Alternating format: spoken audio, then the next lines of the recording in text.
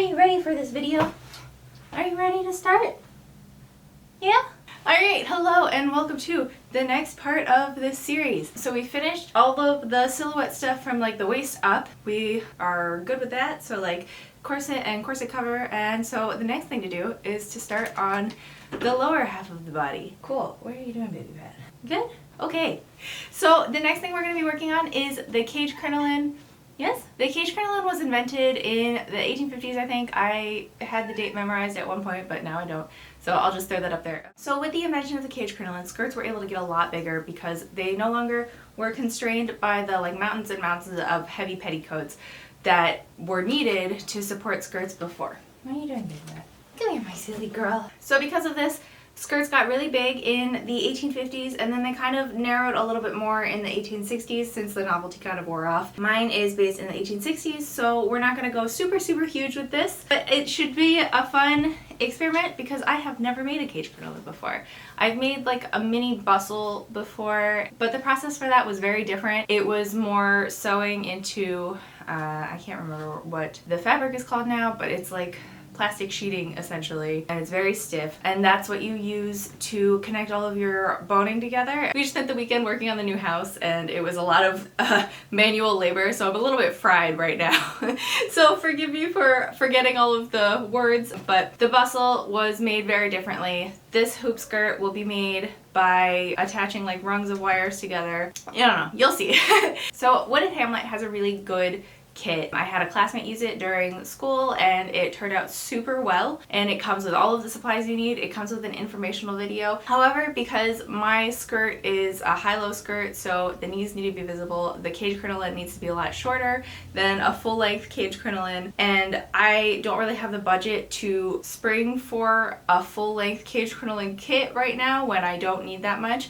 Plus, my first experiment, I figured I didn't want to spend that much on materials anyways until I am confident in my abilities. So instead, I ordered pretty much all of the materials on Farthingales. Farthingales is a corset making supply company based in Canada. So the shipping is a little bit longer, but because of the Canadian-US exchange rate, it ends up being cheaper for me than buying in the US somehow. So I ordered all my materials from that, and then I ordered studs from studsandspikes.com, I think. I'll put that link in the description. So I'm a little bit nervous to start this project because I am worried I'm gonna have a lot of like issues with balancing it and having the spring, or like having it swing back and forth. I don't know, I guess it's silly to be nervous until I actually start doing it and actually start having problems with it. So let's just start doing it. No, you just want to stay there. Okay. Alright, so materials for this project. We have grosgrain ribbon for the tapes. Those are the parts that hang down. Peter shim ribbon for the waistband, and that's just like a stiffer version of grosgrain. I also have this twill tape that could also be used for the tapes, but I think I'm going to use the grosgrain because it's a little bit more stable than the twill tape. For other supplies, there's the hoop steel. So Farthingales only had 3/16 of an inch hoop steel in their tutu steel and not their regular steel, so that's why mine is wrapped in thread. Yeah, so mine has a fabric or thread covering on it. That's because it's tutu steel. Hoop steel just comes like corset boning, it's just flat steel. Other things that you'll need to close the open ends of the hoop steel, you'll need some boning tips. The boning tips go on the edge of the open hoops, and then for the closed hoops, you can get hoop closers, or like hoop connectors, but I don't think they make them for the 3/16 inch steel, which is another reason I was happy to get the tutu steel, because I can literally hand stitch the thread coverings together. Other things you'll need is these studs. They're going to be used to attach the hoop steel to the casings, and I'll be closing that with a plastic tipped jewelry plier so it doesn't scratch the studs at all. In the accent cage crinolines, the studs are usually really flat. They don't have this like domed top to it, but these were all I could find. I don't know if I was searching the wrong thing, but this is what we've got. To cut the steel, you'll need these big snips, They are very heavy duty. And then this is kind of a specialty tool that only Farthingales carries, and this is to close the boning tip onto the hoop. And it just makes it a lot easier than trying to juggle 2 pliers while closing the boning. I think that's all of it. If there's anything else, I mean, you'll see it as the video goes on, but that's pretty much all of the supplies. So to figure out what size I want the bottommost hoop to be, I literally I measured out what I thought would be a good length and then just tucked it back into the zip tie here. And then I just kind of step into it and hold it around myself like a hula hoop. There's no real specific, this is the width that it should be, concrete, this is the rule all the time forever. So it's kind of just trial and error and seeing what looks proportionate on your body and what looks proportionate for the outfit. So that's kind of what I'm doing here. And I'm going to cut it with a little bit of extra length because it's easier obviously to cut it down than to have to cut and insert entirely new boning. Alright, so this is hoop number 1, and I've got, I think, 7 total that I want to do, so I need to make 6 smaller ones.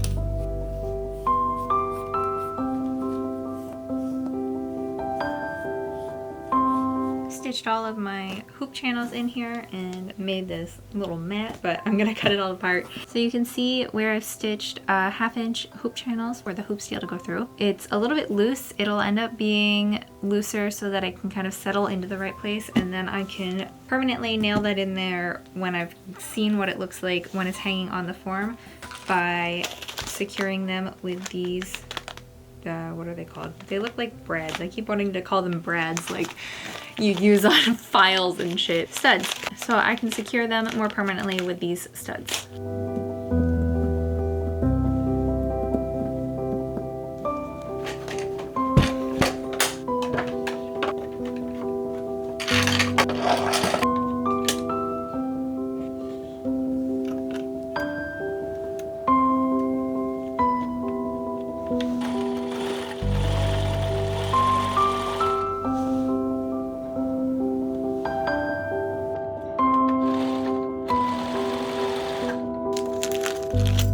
Farthingale suggests using this kind of belt buckle with the teeth in it for the waistband, and I was gonna use that, but it just wouldn't catch on the teeth at all. So instead I chose to go with a skirt hook, and for right now, before I am able to try it on myself, I'm just gonna have a safety pin there. It's a pretty quick hack for like temporary bars with safety pins in fittings and when you're just trying stuff on, and then you already have your placement because the safety pin's there, and then you can just stick the bar right where the safety pin is.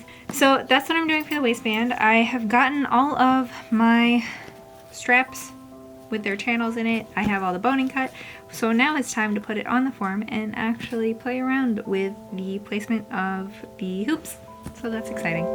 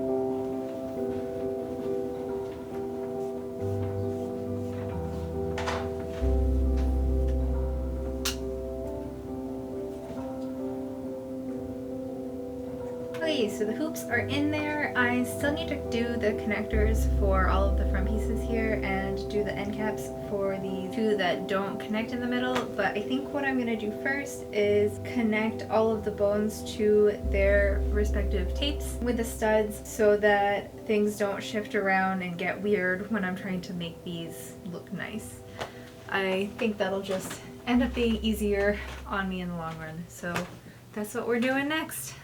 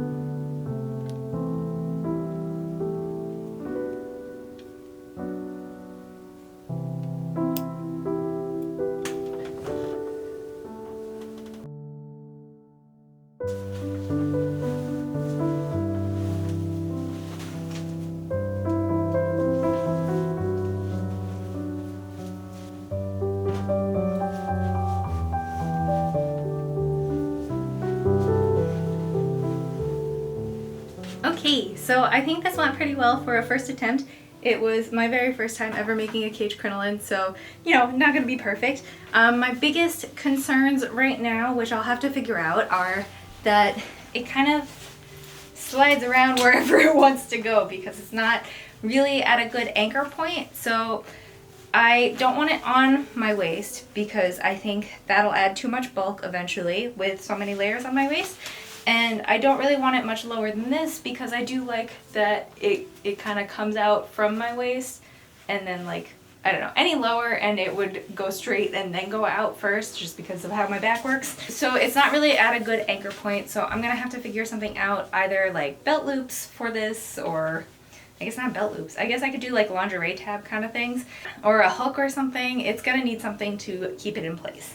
So that's my first big concern. And then this is not something that I can actually fix, but in the very front here, so you can see that my hoop joints are in the very center front, which is wrong. Don't do that. They should be in the center back where they're less visible. I had already done all of the studs and like put them all together before I realized that this was going to be a problem. So, you know, don't do that. Other than that, I think it worked out pretty well regardless. Like, I think it's balanced pretty well, so that's nice. The bottom hoop is parallel to the floor all the way around here. Let me move this back a little bit. You can see the bottom of the hoop is parallel to the ground. I'm on my tiptoes, so like it's a little uneven because I'm on my tiptoes, but I think that it looks very balanced, which is good. I love the swing of it. I think it's very cute. Yeah, so those are my two major concerns. There's nothing I can do about the hoops joining in the front. That is how it's gonna be. And then for this, I'm gonna have to figure out a hook or something that I can put maybe lingerie loops on the actual corset cover, which is kind of silly, but if it works, then it works, so I'm not gonna complain. I'm very red. It's very warm in this room. But maybe the weight of the petticoat and the skirts will weigh it down enough that it won't shift around as much. Hopefully. I'll see about that first before I add any like random lingerie tabs and hooks or whatever experimental things I might do. Yeah, I'll see if the weight of the skirts helps at all first, and if it doesn't, then it's a quick fix. I'm not too concerned about it. Other than that, I think it went pretty well. I do wish that I had had the flat studs instead of these rounded dome studs, but I don't know where to get the flat studs. Outside of that wooded Hamlet kit that I was talking about, that's alright. That's where we're at. We'll see if I need to add a strap around the back. So the big issue I'm concerned about is that when I put the skirts on, it's just gonna all go like this. That's not a cute look. I would prefer it to stay like either centered how it is or more pushed back like this. You can either do that with long strip of twill or whatever to keep it pushed behind your legs, or you can do it with bum roll. So we'll get to that when we get to that. Other than that, I think this went really well, and I think it was actually a pretty smooth process. I didn't mess up that much, which was good. Love that. I cut a couple extra lengths of hoop, which didn't end up getting used, so that's not great, but I think in the future, if I make another one, they can be salvaged to use as the shorter lengths. I just kind of mismeasured and cut a little bit too short on the longer ones, and you know, stuff happens. You want to say hello, baby bat? The cats love playing with this thing. It just like swings and is weird, and they're just completely baffled by it, which I think is super funny. Anyways, if you liked this video, please give it a thumbs up. If you have any comments, concerns, constructive criticism, I would be happy to hear them in the comment section. And if you want to see everything else that goes over top of this, we've still got some petticoats and skirts and like the actual outfit to go on top of this, so we are not even close to the end of the journey yet. Please subscribe to see more. Come here. Oh, I got you. I got you. I got her. Okay. Can you say thank you? Thank you for watching, guys. Bye.